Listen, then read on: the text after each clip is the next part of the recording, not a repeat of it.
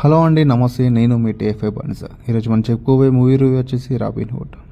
First of all movie review చెప్పేదానికన్నా ముందు మీకు ఒకటి చెప్పాలి భయ్య.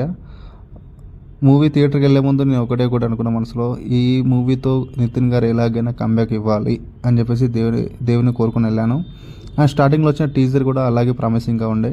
సో మూవీకి వెళ్ళాక నాకు అర్థమైందంటే దేవుడు నా కోరిక నెరవేర్చలేదు భయ్య.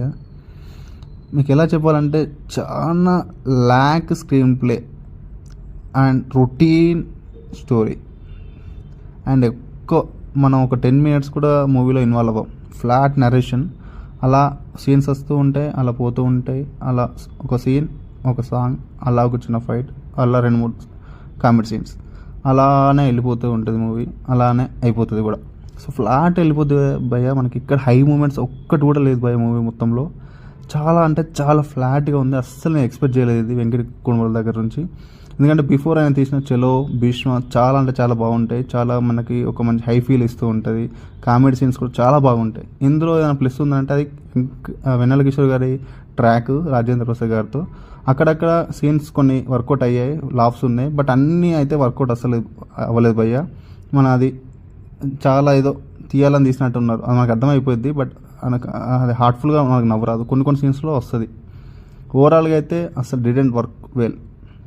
సాంగ్స్ భయ్య అసలు వర్స్ట్ ప్లేస్మెంట్ అని చెప్పొచ్చు. సాంగ్స్ ప్లేస్మెంట్ ఇక్కడ మన సాంగ్ అసలు రావద్దని అనుకుంటాం, అక్కడ సాంగ్ పెట్టేస్తారు. సాంగ్ బాగుంటుంది అంటే అది కూడా బాగోదు. అండ్ బీజిఎం అయితే అది కూడా నార్మల్గానే ఉంది. బట్ క్లైమాక్స్ ఫైట్లో ఒక బీజిఎం వస్తుంది, గాంజా అనుకుంటా, అదొక్కటి కొంచెం బాగుంది, వర్కౌట్ అయిందని చెప్పొచ్చు.